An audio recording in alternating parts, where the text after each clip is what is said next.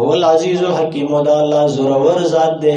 دا خلق په هر قسم جب باندې پوي کولای شو، الله بغیر د بیان نم سمولای شي، خو الحکیم د حکمت والا ذات دی. هر یو کس ته ځان له رسول را لېږي چې بیا راته چغې ونه وهي او بیا دا ونه وایي اجزعنا ام صبرنا ما لنا من محیص، او دارت ونوای لولا ارسلت الینا رسولا فنتبع آیاتک من قبل ان نزل ونخزا.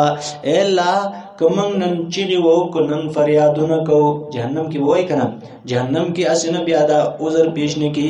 الا اجزانا ام صبرنا، کمن چیغي وو او کمن صبر کو خود نن زمنګ د پارا زید خلاصی نشته او دا आवाज ونکي لولا ارسلت الینا رسولا، الا تم تولی او استاذ نرالیګ زمنګ په جب کی فنتبع آیاتک چې موږ ستا کلام منلې من قبل ان نزل ونخزا، مخکې دینا چې موږ ذلیل شو او مخکې دینا چې موږ رسوا شو.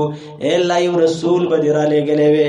نو الله رب العالمین فرمایي هر قوم ته ما دا وایي په جبه کې رسول راولېږه د څه دپاره؟ د دې